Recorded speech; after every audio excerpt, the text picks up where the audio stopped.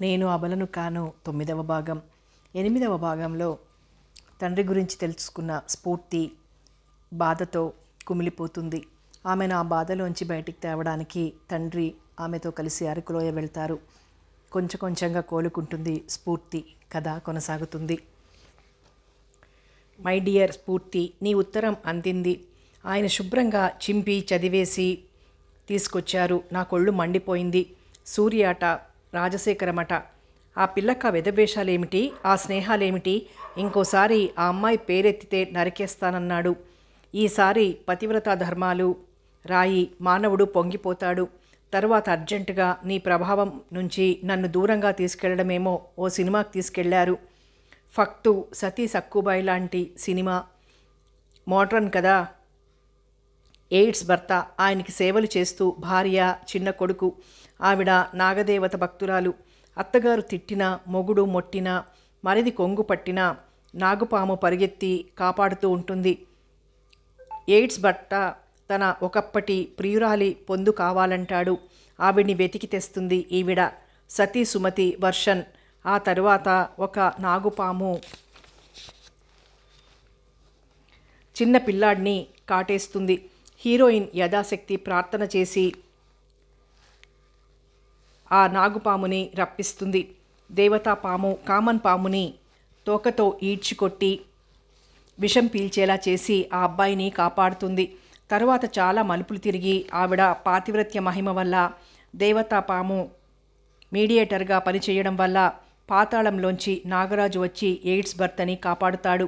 నాగరాజు బంగారం లాంటి సలహా ఇస్తాడు. అదేమిటంటే, ఇంకో గ్రహం వాళ్ళు మన భూమి మీదకి వచ్చిన, మన భూవాసులు ఇంకో గ్రహంకెళ్ళినా, అంటే సైన్సు అంత అభివృద్ధి చెందిన మన భారత స్త్రీ మాత్రం యథాశక్తి పతిసేవ చేసుకుంటూ పాతివ్రత్య మహిమని కలిగి ఉంటే తన దయ పుష్కలంగా లభిస్తుందని, ఆయన మాత్రం తన సభలో 16 మంది నాగకన్యల బెల్లి డ్యాన్సులు చూసి నాలుకలు చాచొచ్చు. మా రామారావు గారికి పరవశం వచ్చేసింది. చూసావా నీతివాక్యాలు? ఎన్ని తరాలు మారినా మారవు. Old is gold. మనది పవిత్ర భారత భూమి. నారీ ధర్మాలు ఏ కాలంలోనూ మర్చిపోకూడదు అని హితబోధ చేస్తుంటే ఒళ్ళు మండి, 16 మందికి ఎందుకు కన్నుగొడుతున్నాడు మీ నాగరాజు అన్నాను. అంతే, టపటపా చెంపలు వేసుకుని కళ్ళు పోతాయే శనిముండా, ఆయనెవరు? సాక్షాత్తు నాగరాజు. తప్పు, క్షమించమని చెంపలు వేసుకో అన్నారు. మరి ఎయిడ్స్కి మందే లేదు కదా, మీ నాగరాజుని ప్రార్థించమని ఫారెన్కి లెటర్స్ ఎందుకు రాయకూడదు అన్నాను. అయ్యో అయ్యో, మళ్ళీ అదే కూత. నాగేంద్రుడే బాబు, అయినా ఆయనే చెప్పారు కదా ఓన్లీ ఇండియన్ లేడీస్కి అని. ఆయనకి తెలియందేముంది? దొరసాన్లకి అసలు శుద్ధి బుద్ధి ఉందా ఏమిటి? అందుకే ఆ ఎయిడ్స్ వచ్చి చస్తున్నారు వెధవలు. అది ఆయన ఆలోచన ధోరణి. అయితే రేపటి నుంచి నాగరాజు పటం పెట్టుకొని మా ఆయనకి ఓ స్కూటర్ ప్రసాదించమని కోరతాను. మీరు మాత్రం నాన్నగారిని వేధించకండి అన్నాను. ఆయన మొహం బాగా తోమిన వెండి పళ్ళెంలా తెల్లబోయింది. 4 రోజులు మాట్లాడలేదు. ఇది నా సంసార రథపు వయ్యారపు నడక. మా తోటి కోడళ్ళని చూస్తే జాలేస్తుంది. ఆచారాల బూజుతో నిండిపోయిన మెదళ్ళు. అవే పిల్లల మనసుల్లో రంగరిస్తూ పెంచి మౌఢ్యాన్ని భద్రంగా పోషించుకుంటూ వస్తారు. వాళ్లే ఇలాంటి వెధవ సినిమాల పోషకులు. తలా తోకాలేని కథతో రీళ్లు చుట్టేసి జనం మీదికి వదిలేస్తుంటే మనం చూసి తరించాలి. చంద్రుడి మీద మనిషి దిగాడంటే నమ్మని వాళ్ళెవరో మా అత్తగారి ఇంటి చుట్టుపక్కలే ఉన్నారు. టెస్ట్ ట్యూబ్ బేబీస్ గురించి చెబితే మాకు ముందే తెలుసు. గాంధారి ఎన్ని రోజులకి ప్రసవం కాలేదని గర్భాన్ని గాయపరుచుకున్నప్పుడు పిండం 100 ముక్కలైతే భీష్ముడు వాటిని కుండల్లో పెట్టి పెంచితే కదా కౌరవులొచ్చింది అంటారు. తింటూ ఏదో జీవితం యాంత్రికంగా గడిచిపోతోంది. తొందరలోనే నువ్వు నిర్ణయం తీసుకుంటావనుకుంటాను. సూర్యని రాజశేఖరాన్ని అడిగినట్లు చెప్పు. రాధ మామూలు మనిషి అయిందని రాశావు, సంతోషం. నువ్వు ఊరికే ప్రతి దాంట్లో తలదూర్చి సమస్యలు కొని తెచ్చుకోకు. ప్రతిరోజు మనదే అవదు స్ఫూర్తి. ఇక ఉంటాను, నీ శశి. నవ్వుకుంటూ ఉత్తరం మడిచి టేబుల్ మీద పెట్టింది స్ఫూర్తి. శశి ఆలోచనే కానీ ఆచరణ లేదు. అందరినీ కూర్చోబెట్టి కన్విన్స్ అయ్యేలా ఏదో ఒకటి బోధిస్తూ ఉండొచ్చు కదా. అలా ఉన్నారేమిటి అనే కానీ అలా ఎందుకు మార్చకూడదు అని ఆలోచించదు. ఈసారి ఆ సలహా ఇవ్వాలి అనుకుంది స్ఫూర్తి. కాలేజీలో ఏదో సంక్షేమ నిధికి చందాలు వసూలు చేయాల్సిన బాధ్యత స్ఫూర్తి మీద పెట్టారు వాళ్ళ మేడం. చాలా వరకు టికెట్లమ్మింది స్ఫూర్తి. ఆ పని మీద తెలిసిన వాళ్ళింటికి వెళుతూ మధ్యదారిలో పి సూర్యతేజ అన్న నేమ్ బోర్డు చూసి సూర్య ఇల్లు ఇదేనేమో అన్న అనుమానం వచ్చి అక్కడ ఒక క్షణం ఆగింది. ఆ ఇల్లేనని నిర్ధారణ అయిన తర్వాత గేటు దగ్గర గూర్ఖాని బ్రతిమాలి అడుగుపెట్టింది.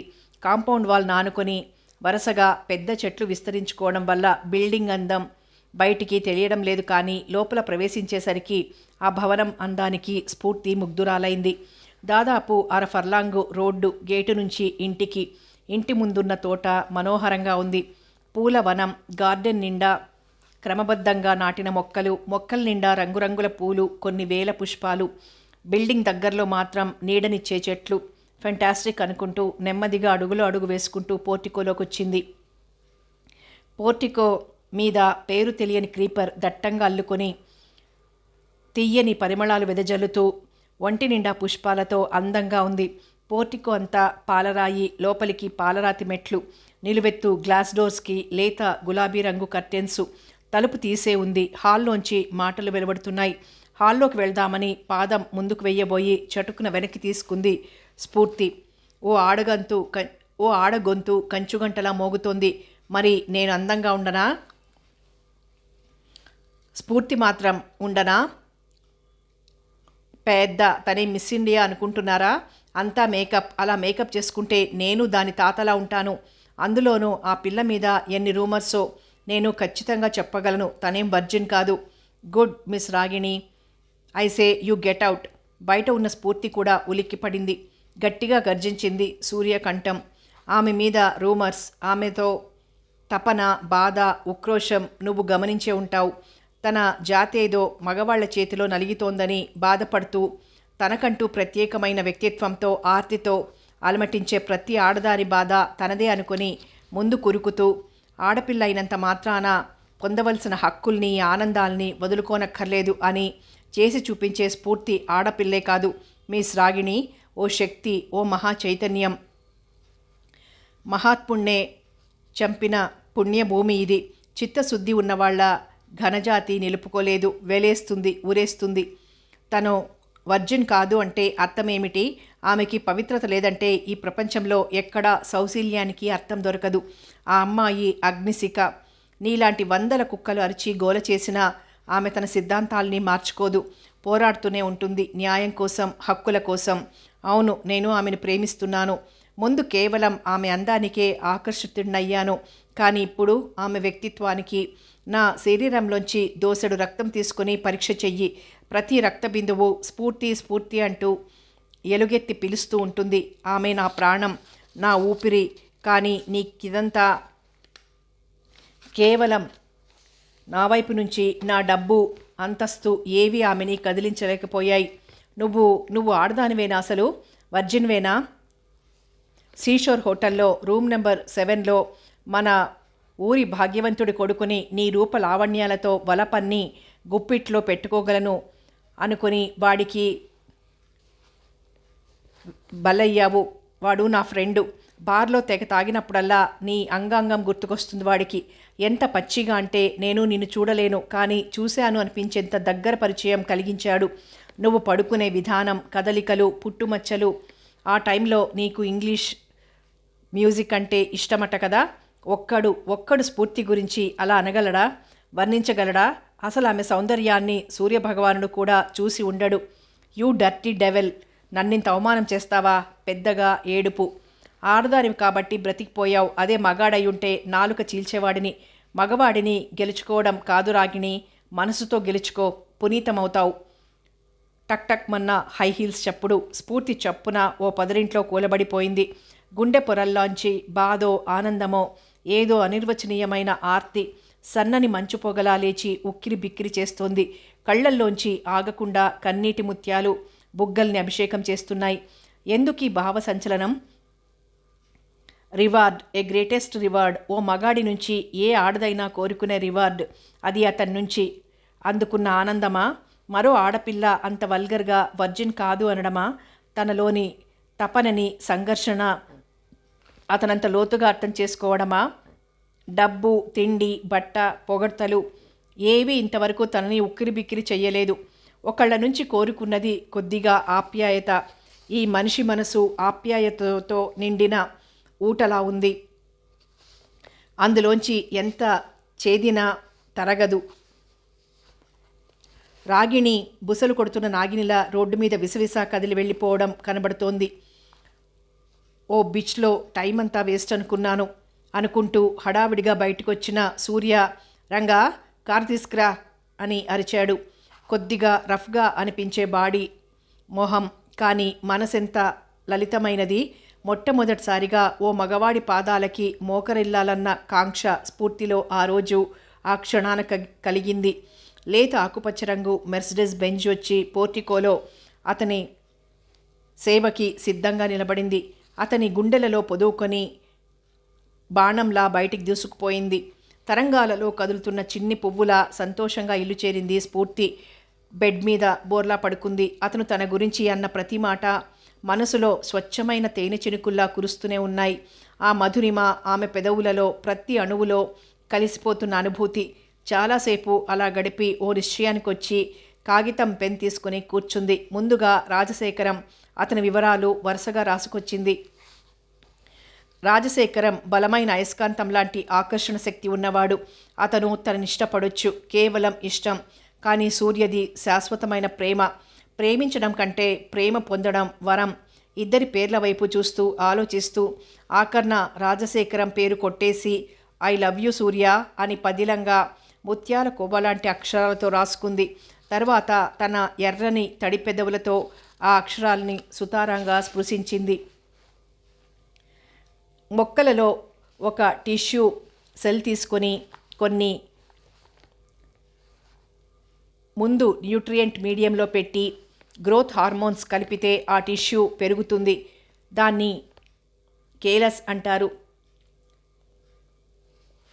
మొక్కలలో రూపొందించినట్లే మనిషి ఆర్గాన్స్ రూపొందించడం ఎలా అనే జెనెటిక్ ఇంజనీరింగ్కి సవాలు. ఆ సవాల్ని స్వీకరించి అంతులేని రీసెర్చి కొనసాగిస్తున్నాడు కృష్ణమోహన్.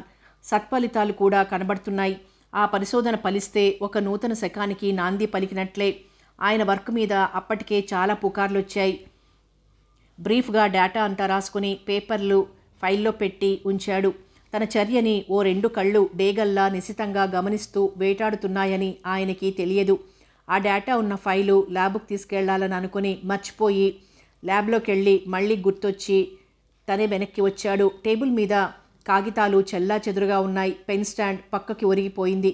ఆ డేటాతోనే పేపర్ పూర్తయినట్లు కాదు, కానీ ముందుకు సాగడానికి అది దారి చూపిస్తుంది. ఆయన గుండె క్షణం లయ తప్పింది. వణుకుతున్న చేతులతో గబగబా వెతుక్కున్నారు. ఆ ఫైల్ కనబడగానే ఆత్రంగా గుండెకి హత్తుకున్నారు. తన మేధని కొలిమిలా మాల్చి మెదడులో ప్రతి క్షణాన్ని చీల్చి చెండాడినంత అలసటికి గురి చేసి తొలచి ఓ రూపాన్నిస్తున్న తన పరిశోధన, తన ప్రాణం.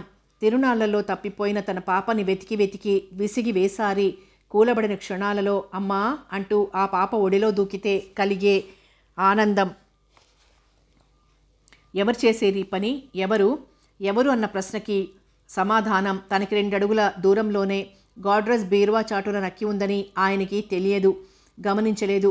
థ్యాంక్ గాడ్ అనుకుంటూ ఆ ఫైల్ని భద్రంగా పట్టుకొని ల్యాబ్ వైపు సాగిపోయాడు.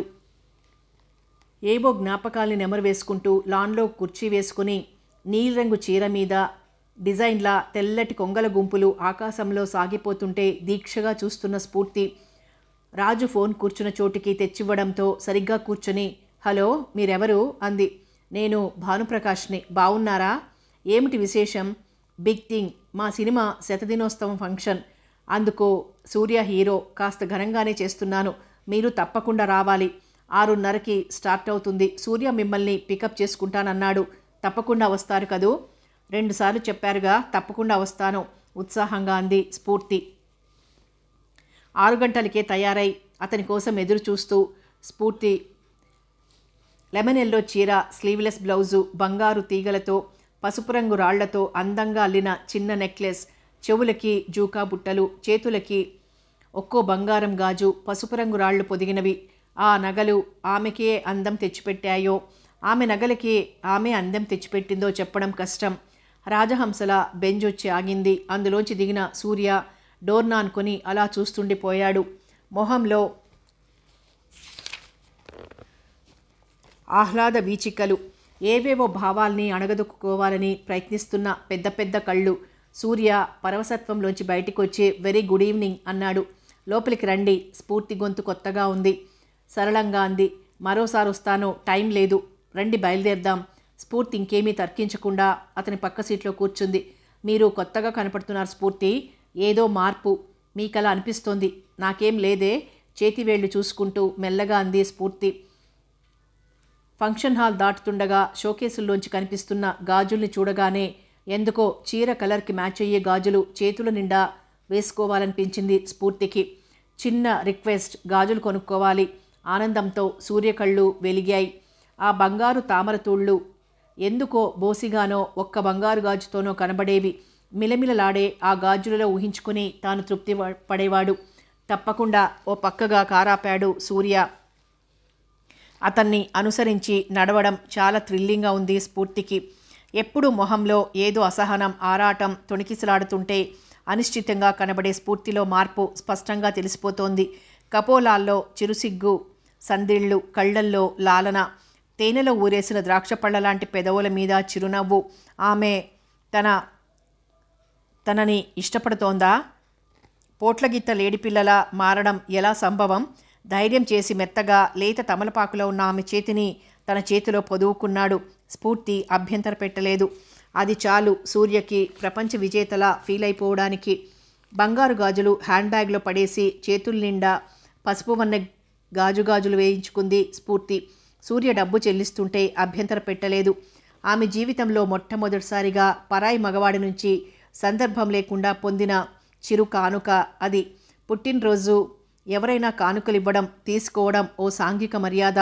కానీ ఈరోజు కావాలని కోరి పొందినది. కారులో కూర్చున్న తర్వాత ఆమె చేతుల వైపు చూస్తూ అన్నాడు సూర్య. నేను పెద్దగా చదువుకోలేదు, కానీ చదివిన చదువులో గుండెల్లో చిక్కుకుపోయింది సరోజిని నాయుడు భావుకత. Bangle sellers are we who bear our shining loads to the temple fair.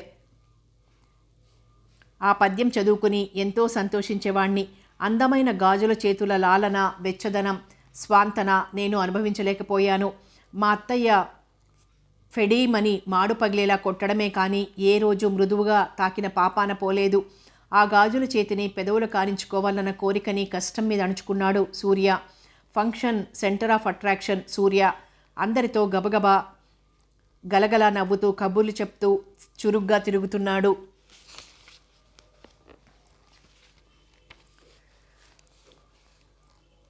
Table అంచుకి చేతిని ఆంచుకుని అరచేతిలో గడ్డమిబుడ్చుకొని అతని ప్రతి కదలికని అపురూపంగా కలలు కనే కళ్ళతో చూస్తోంది స్ఫూర్తి.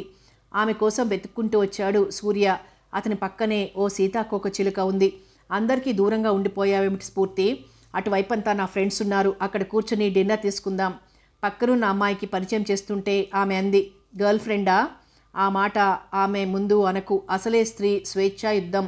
మొట్టమొదటే సైనికురాలు, చెంపలు వాయించేస్తుంది. ఆమె మూమెంట్స్ని జాగ్రత్తగా చూస్తూ ఉండు తల్లి అనౌన్స్ చేస్తున్నారు. అంగీకరిస్తే నా బెటర్ హాఫ్, తరువాత తనిష్టం. చెప్పు కానీ తీయడం లేదు కదా, చెప్పు. Oh lovely. మొహం ఎండలో గులాబీలా వాడిపోయింది. ఆమె కూడా సినిమా నటి. సూర్య అంటే మంచి ఇష్టం. డిన్నర్ తీసుకుని తిరిగి వచ్చేస్తుంటే నిర్మానుష్యంగా ఉన్న చోట తన భావ సంచలనాన్ని ఆపుకోలేక కారు ఓ పక్కగా ఆపి అన్నాడు సూర్య. స్ఫూర్తి, మీరొక నిర్ణయానికి వచ్చారు కదూ?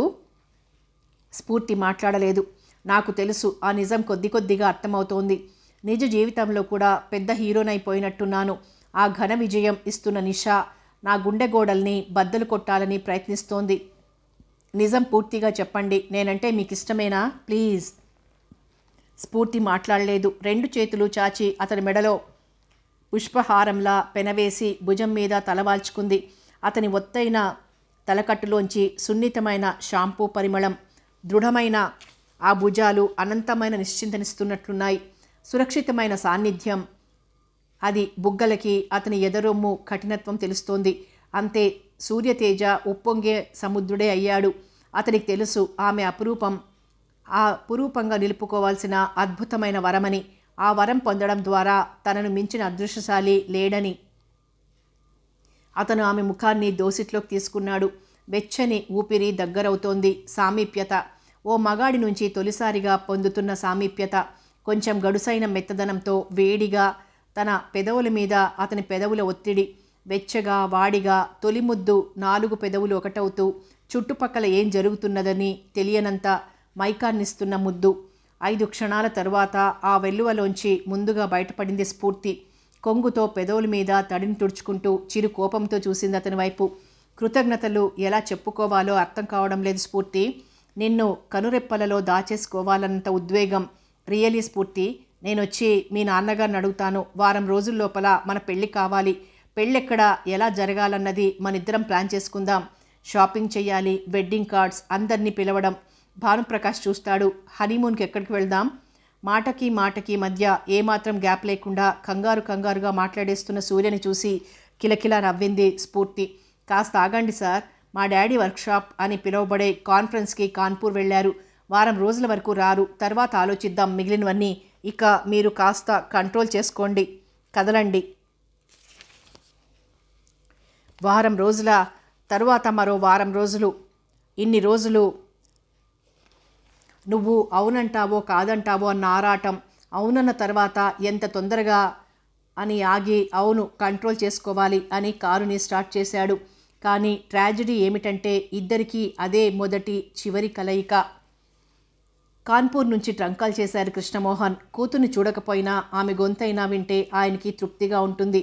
ఇంకా మేల్కొనే ఉన్నావా బేబీ? భోజనం చేశావా? భానుప్రకాష్ అని అతని సినిమా శతదినోత్సవ ఫంక్షన్కి వెళ్ళి ఇప్పుడే వచ్చాను. మీరు టాబ్లెట్స్ వేసుకున్నారా? సూర్య సంగతి చెప్పాలని ఎంతగానో అనిపించినా ఆ కోరిక అణుచుకుంది. వచ్చిన తర్వాత పూర్తి వివరాలతో చెబితే ఆయన సంతోషిస్తారు అనుకుంది. 4 నిమిషాలు అవి ఇవి మాట్లాడిన తర్వాత, ఇక రెస్ట్ తీసుకో బేబీ, జాగ్రత్త అంటూ ఫోన్ పెట్టేశారాయన. పిచ్ డాడీ నవ్వుకుంటూ ఫోన్ పెట్టేసి ఓ పక్కకి ఒత్తిగిలి పడుకుంది. మళ్ళీ ఫోన్ గణగణమని మోగింది. ఈ సూర్యకి పనేమీ లేదనుకుంటూ ఫోన్ తీసింది.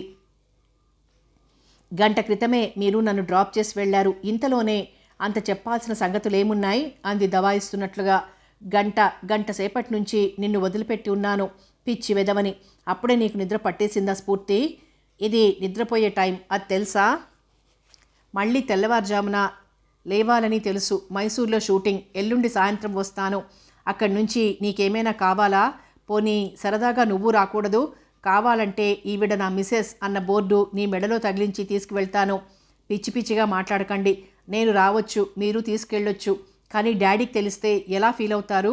ఆయన దేనికి పరిధి గీసి చూపించరు, కానీ నేనే గిల్టీగా ఫీల్ అవుతాను. వినిపించకుండా ఆయన మెతక ఈ సంగతి ఎవరైనా దెప్పి పొడుస్తుంటే ఆయన ఎంత హర్ట్ అవుతారు? ఆయనకి నేను ప్రాణం. నా మీద ఆయన ఉంచిన నమ్మకాన్ని నేను నిలుపుకోవాలి కదా. లెంపలు వేసుకుంటున్నాను, సరేనా? వస్తూ మైసూర్ సిల్క్ చీరలు తెస్తాను.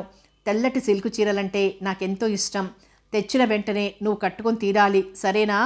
అలాగే పతిదేవా, మీ ఆజ్ఞ. నీ పతిభక్తికి మెచ్చితిని. ఇక ఉంటాను. Good night dear. దిండిలో తలదాచుకుని నవ్వుకుంది స్ఫూర్తి. ఆ రోజు కాలేజీకి వెళుతూ 4 సార్లు అనుకుంది స్ఫూర్తి, సూర్య ఈరోజు వచ్చేస్తాడు. ఇన్ని రోజులు లేని వెలితి ఇప్పుడు కొత్తగా అతన్ని చూడాలని ఏదో ఆరాటం. 3 రోజుల తర్వాత కానీ డాడీ రారు. చెబితే ఏమంటారో, ఏమనుకున్నా అంగీకరిస్తారు, అది తెలుసు తనకి. పెళ్ళవగానే అవుట్డోర్ షూటింగ్స్ తను చచ్చినా ఒప్పుకోదు. సినిమాలు కూడా తగ్గించుకోమంటుంది. శశికి ఉత్తరం రాయాలి.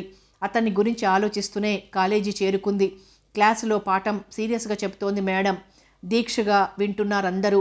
ప్యూన్ వచ్చాడు. స్ఫూర్తి అనే స్టూడెంట్ని ప్రిన్సిపల్ గారు పిలుస్తున్నారు.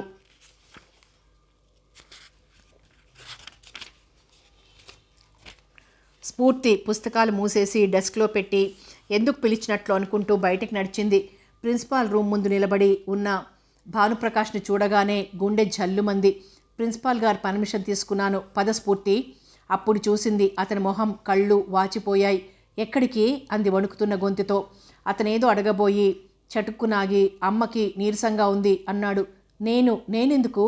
సాయానికి. అతను ముందుకు కదిలాడు. మీరేదో దాస్తున్నారు, అతన్ని వెంబడిస్తూ అంది స్ఫూర్తి. నో నో అన్నాడు అతను మొహం పక్కకు తిప్పుకుంటూ. ఏదో జరిగింది అతను చెప్పడం లేదు. స్ఫూర్తి మనసులో అనుమానాలతో రగిలిపోతోంది. Hospital ముందాగింది car. జనం, వేలాది జనం. కొందరు ఏడుస్తున్నారు. అందరి మొహాల్లోనూ అంతులేని విషాదం. వణికిపోయింది స్ఫూర్తి. ప్లీజ్ భానుగారు, ఏం జరిగిందో చెప్పండి అంది పూడుకుపోతున్న కంఠంతో. భానుప్రకాష్ కళ్ళల్లో నీళ్లు తిరిగాయి. పదండి అన్నాడు క్లుప్తంగా. సూర్యకి ఏం జరిగింది అంది స్ఫూర్తి కన్నీళ్లతో. అక్కడికే వెళ్తున్నాం మనం. అతను మిమ్మల్ని కలవరిస్తున్నాడు. లిఫ్ట్లో ఎక్కారు. మళ్ళీ నడక. అందరూ కంగారుగా అటు ఇటు పరిగెడుతున్నారు. నర్సులు, వార్డు బాయ్లు. ఓ రూమ్ గుమ్మం దగ్గర ఏడుస్తున్న విమల, ఇంకా కొందరు. ఇద్దరు గదిలోపలికి వెళ్ళారు. అక్కడ బెడ్ మీద ఎవరు ఒంటి నిండా కట్లు, తలకి కట్లు, ముక్కులకి నోట్లోకి ఏవో గొట్టాలు, సెలైన్ బాటిల్సు, బ్లడ్ బాటిల్సు, మందు వాసన. షాక్ తిన్నట్లుగా చూస్తోంది స్ఫూర్తి. మళ్ళీ స్పృహ పోయింది. స్ఫూర్తి అని కలవరిస్తూనే ఉన్నారు. ఈ అమ్మాయేనా స్ఫూర్తి? తననిక్కడే కూర్చోమనండి. స్పృహ వస్తే మాత్రం తప్పకుండా చూపించాలి నర్స్ చెప్తోంది. అయితే అతను సూర్య? నో నో అంటూ గోడ కానించి వేసున్న బెంచ్ మీద కూలబడిపోయింది స్ఫూర్తి. భానుప్రకాష్ కళ్ళల్లోంచి కన్నీరు ధారగా వర్షిస్తోంది. తాను ఆమె పక్కన నిలబడ్డాడు. స్ఫూర్తి అరచేతులలో మొహం దాచుకుని వెక్కి ఏడుస్తోంది. ఇద్దరికీ ఇంత సాన్నిహిత్యం ఎప్పుడేర్పడిందో. తనతో ఎప్పుడూ ఈ అమ్మాయి గురించే చెప్పుకునేవాడు. కానీ విధి విలాసం కలిపినట్లే కలిపి విడదీస్తోంది. కాదు, సూర్య బ్రతుకుతాడు. లారీ డ్రైవర్ బాగా తాగి మత్తులో కారుకి డాష్ ఇచ్చాడు. డ్రైవర్ అక్కడికక్కడే చనిపోయాడు. సూర్య సంగతి చెప్పలేమంటున్నారు డాక్టర్లు. బ్రతకాలని మృత్యువుతో హోరాహోరీ పోరాడుతూనే ఉండి ఉంటాడు సూర్య. కనీసం ఈమె కోసమైనా కాన్షియన్స్లోకి వస్తే చాలు. ఆ పెదవులు స్ఫూర్తిని జపిస్తాయి. కళ్ళు ఆమె కోసం వెతుక్కుంటాయి. మళ్ళీ స్పృహ తప్పుతుంది. కోమాలోకి వెళ్తే మాత్రం బ్రతకడం కష్టమంటున్నారు. కనీసం స్ఫూర్తిని చివరి క్షణాల్లో చూసిన తృప్తినైనా మిగుల్చుకొని సూర్యతేజ గుండెల్లోంచి తన్నుకొస్తున్న దుఃఖాన్ని నోటికి చేతులడ్డం పెట్టుకుని ఆపుకున్నాడు భానుప్రకాష్. బయట జనం రద్దీ పెరిగిపోతోంది. కేకలు, అరుపులు, నినాదాలు, ఆర్తనాదాలు. ఓ సినిమా నటుడిగా అతనికున్న గ్లామర్ కొన్ని లక్షల మంది హృదయాలలో ఓ స్థానాన్ని సంపాదించుకున్నాడు. అభిమానులందరూ ఆప్త బంధువు పోయినట్లు అల్లాడిపోతున్నారు, కన్నీరు పెడుతున్నారు. చిన్న వయసు, విస్తరి నిండా అన్ని వడ్డించి చటుక్కున లాగేసినట్లు. ఎంత దారుణమైన పరిస్థితి. చీకటి పడింది. ఏడ్చి గొంతు రాసుకుపోయింది స్ఫూర్తికి. మంచినీళ్లు కూడా గొంతులో పోసుకోలేదు. వెర్రి దానిలా సూర్యవైపు చూస్తూ కూర్చుంది. విమల, భానుప్రకాష్ చెల్లెలు వచ్చి భుజం మీద చెయ్యి వేసి లేవదీయబోయింది. వదిలించేసుకుంది స్ఫూర్తి. ఎవరో కాఫీ అందించబోయారు. ప్లీజ్ నన్ను బాధ పెట్టకండి అంది కన్నీళ్లతో. చీకటి ఇంకా చిక్కబడింది. సమాధి స్థితిలో ఉన్న యోగినిలా అలా కూర్చునే ఉంది స్ఫూర్తి. ఎప్పుడు నిద్ర పట్టిందో ఆమెకు తెలియదు.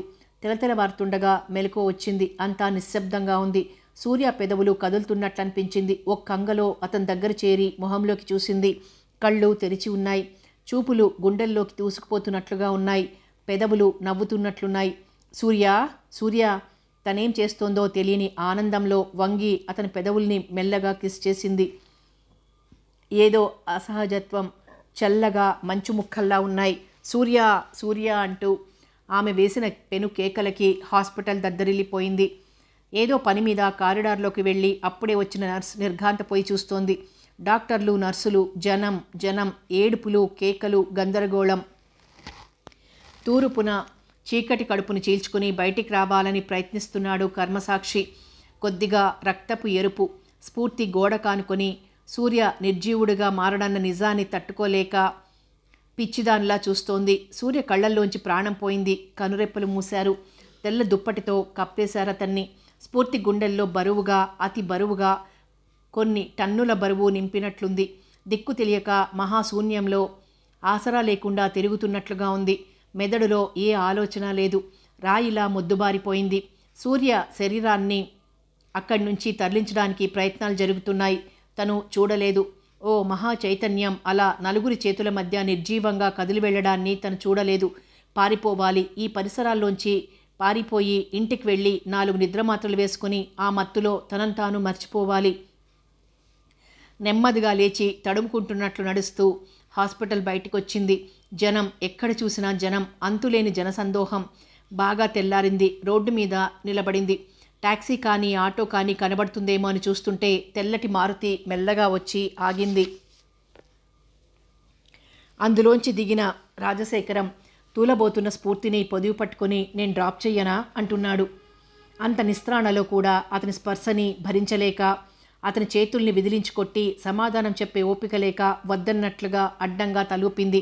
భలే వారే కింద పడేటట్లున్నారు. ఫర్లాంగు దూరం వరకు జనం ఇలాగే ఉన్నారు. మీరంత దూరం నడవగలరా? సూర్య చనిపోయినట్లు తెలిసింది. అతను మీరు క్లోజ్ ఫ్రెండ్స్ అని తెలుసు. మీ గురించే వచ్చాను. బాగా అప్సెట్ అయ్యారు. ముందు కారెక్కండి.